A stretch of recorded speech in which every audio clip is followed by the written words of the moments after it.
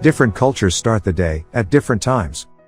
For some, the new day is when the sun sets, and for others, it is when the sun rises, but most cultures now follow the new day starting at midnight. The tradition of starting the day at midnight was started by the ancient Egyptians. They reasoned it out this way. High noon was the middle of the day, or midday, and it was easily marked by the shadows, so the opposite of high noon must be the start of the day at midnight. We note this with the words ante-meridian and post-meridian, and are abbreviated AM and PM, respectively. Just like the number 0 is neither positive nor negative, but the dividing line between the two, noon and midnight, are not AM or PM either. That is, 12 AM or 12 PM makes no sense, and it is confusing. It is less confusing to say, or print noon or midnight, or, as I often see, 11:59 PM or 12:01 AM. The time when the sun is setting is called evening, and this is where we get the word eve. Eve comes to modern English from Old English as the word effen, which came from the Old Norse word afton, which is still in use today. All of this to explain how we got what used to be called Christmas Eve Day, but now just seems to be called Christmas Eve.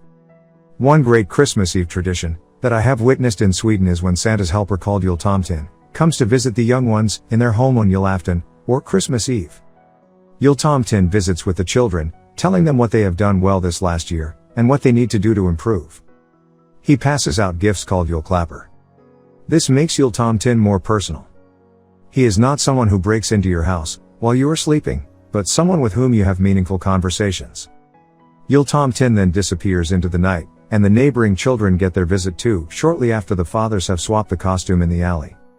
We have all heard the English term Yuletide, and this comes from the very Old Norse words, Yuletide, which is loosely translated into Christmas time, but Yule predates Christianity by thousands of years.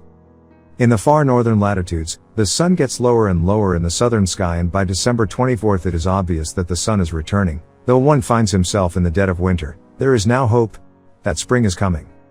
The next celebration is after the first full moon, after the vernal equinox, but that is fodder for another story.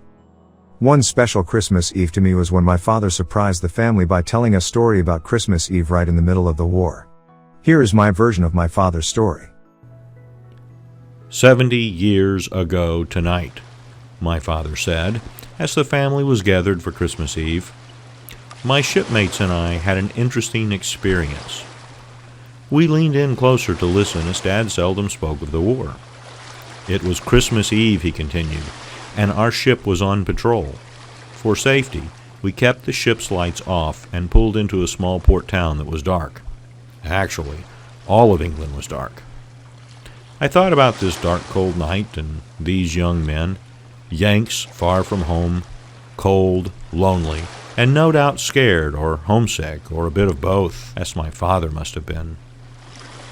Dad went on. We started to carol the villagers from our ship. It wasn't something that we'd planned, it just sort of happened. They came from their houses to stand by the docks or on the shore, to listen at first, but then they started to sing, and under the partial moonlight and across the waters of the English Channel, Christmas carols rang out in the middle of the war. These were not polished, seasoned men, I thought, but young men, many of whom left school, and like my father, after the D-Day invasion, returned to finish high school.